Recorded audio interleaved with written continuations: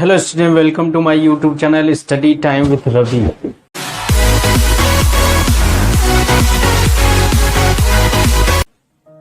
मैं हूँ रविकांत पाल। आज ये क्लास 12th के केमिस्ट्री का एक चैप्टर का टॉपिक लेके आया हूँ। चैप्टर का नाम है ठोस अवस्था, सॉलिड स्टेट। उसमें टॉपिक लेके आया हूँ संकुलन प्रभाज और उसके लक्षण, packing fraction and it's characteristics.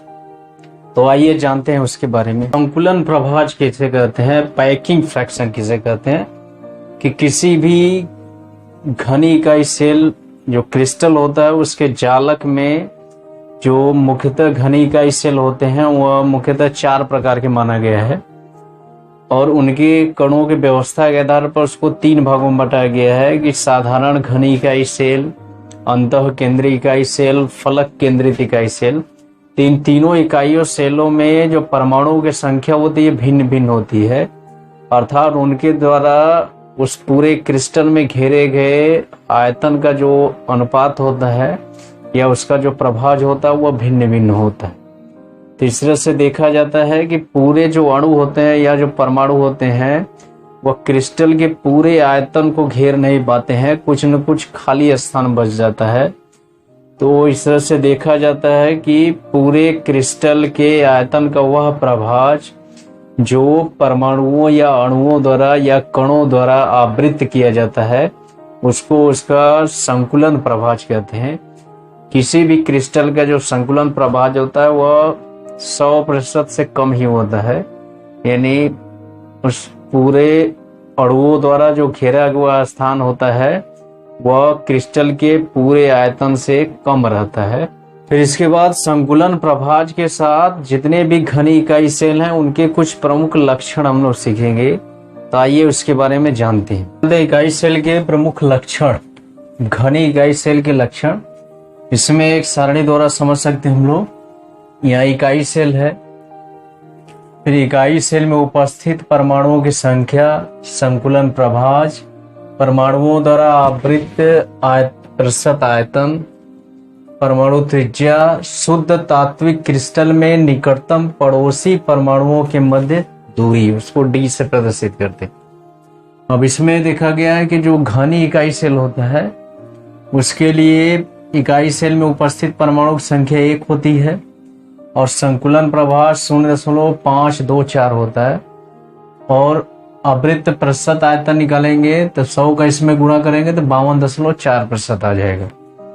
अब परमाणु त्रिज्या, साधारण घनी में उपस्थित जो परमाणु होता है उसका घन के कोर के साथ के संबंध में उसकी त्रिज्या होती है R बराबर A/2, जहाँ A घन की कोर है, बराबर होता है 0.5 है।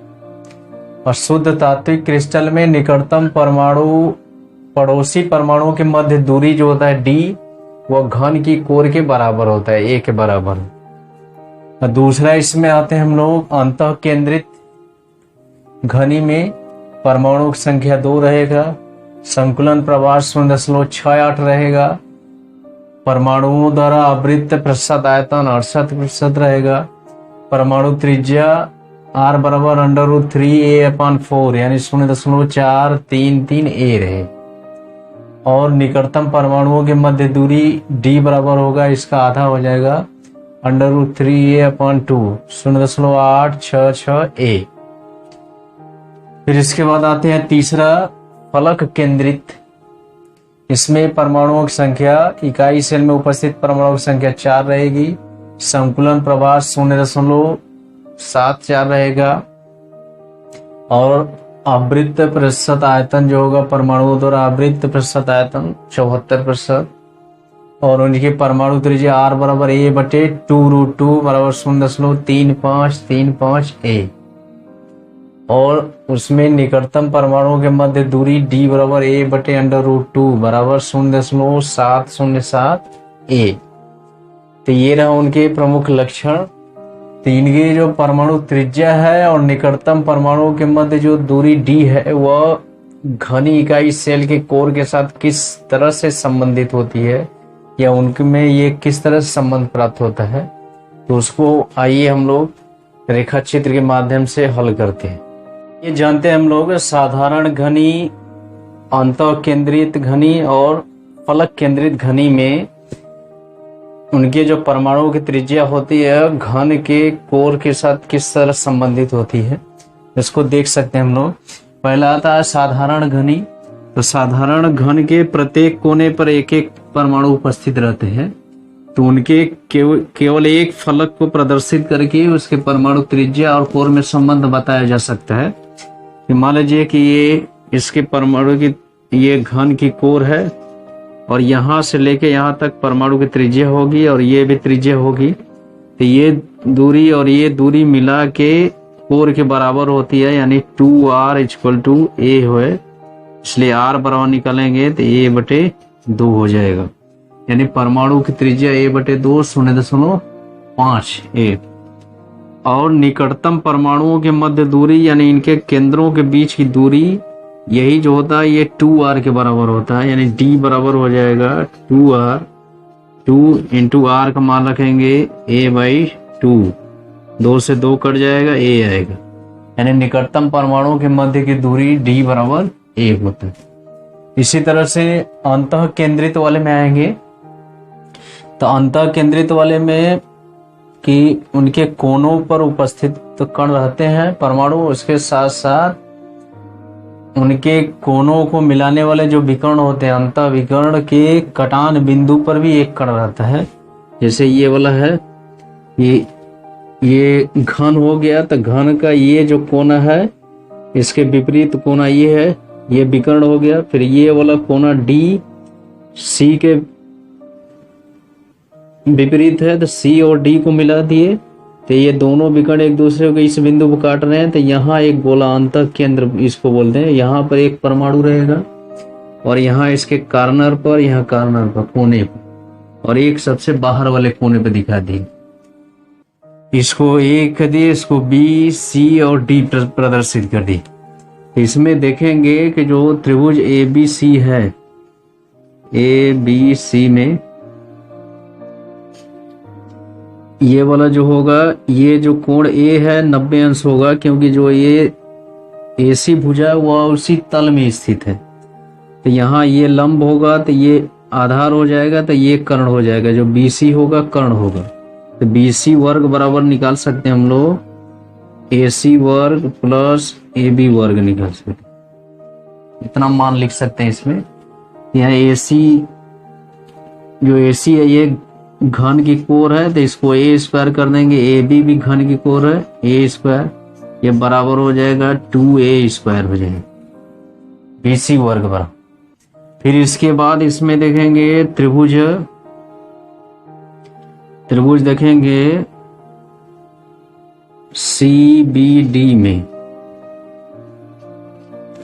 CBD में ये जो B वाला कोण है ये 90 अंश होगा, क्योंकि ये जो विकर्ण है BC विकर्ण है इस वाले तल का, नीचे वाले तल का, ये समतल में स्थित है, तो इस तरह से BD के लंबवत होगा BC। तो यहाँ ये वाला जो CD होगा कर्ण हो जाएगा, तो CD वर्ग बराबर लिखेंगे, आधार इसमें लिखेंगे BC वर्ग प्लस लंब इसमें लिख देंगे BD वर्ग। अब इसमें मान रखेंगे CD वर्ग, यानी CD का मान, ये त्रिज्या R है, ये भी R है, ये भी R है, ये भी R है, कुल मिला जुला के 4R हो जाएगा, तो 4R का स्क्वायर हो जाएगा, बराबर BC का मान रखेंगे 2a स्क्वायर प्लस BD घन की कोर है, a स्क्वायर हो जाएगा। यहाँ से मान रखेंगे 4R का स्क्वायर बराबर 3a स्क्वायर हो जाएगा, या इसको और बदल सकते हैं, 4R स्क्वायर बराबर, इसको लिख सकते हैं √3a का स्क्वायर, दोनों तरफ वर्ग हटेगा, 4R बराबर आ जाएगा √3 इंटू a, इसलिए R बराबर हो जाएगा √3a/4। ये अंतः केंद्रित परमाणु की त्रिज्या हो जाएगी। और निकटतम परमाणुओं के बीच की दूरी, कोई भी परमाणु लेंगे उसके बीच की दूरी क्या होगा, उसके केंद्रों के बीच की दूरी जो होगा ये अंतः केंद्रित और इसके बीच की दूरी क्या होगा कि r और r 2r होगा। तो इस तरह से d बराबर निकाल सकते हैं 2 इंटू आर, 2r का मान रख देंगे √3a/4।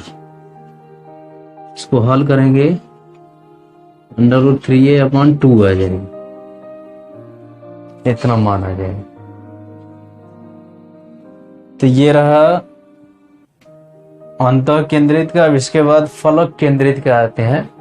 तो फलक केंद्रित का मतलब होता है कि किसी भी फलक के विकर्णों के कटान बिंदु पर एक परमाणु रहेगा और उसके कोने पर इस तरह से उपस्थित रहेगा। तो इसमें ये घन की कोर ए है, ये भी है, ये दोनों एक दूसरे के लंबवत हैं और ये विकर्ण हो जाएगा तो कर्ण का कार्य करेगा। तो इसका मान हो जाएगा, इसका मान निकालेंगे तो आ जाएगा a/√2 आ जाएगा, विकर्ण हो जाएगा। और ये किसके बराबर होगा, ये r, ये r, r, r, यानी 4r के बराबर हो जाएगा। इसलिए r बराबर निकालेंगे a/√2/4। इसका परमेयीकरण करेंगे तो आ जाएगा इसका मान a/2√2 आ जाएगा। इसका परमेयीकरण करेंगे तो इस तरह से आ जाएगा। और निकटतम परमाणुओं के बीच की दूरी d बराबर निकालेंगे तो इसके परमाणुओं के बीच की दूरी यही आएगा, केंद्रों के बीच की दूरी इस परमाणु के साथ निकालें चाहे इसके साथ 2r आएगा, d बराबर 2r आ जाएगा। तो 2r का मान यहाँ से रख देंगे a/2√2, 2 से 2 कट गया, a/√2 हो जाएगा। तो इस तरह से होता है उनकी परमाणुओं की त्रिज्या और निकटतम परमाणुओं के मध्य दूरी। तो आज बस इतने ही, फिर इसके बाद नए टॉपिक के साथ आएंगे। तब तक के लिए धन्यवाद।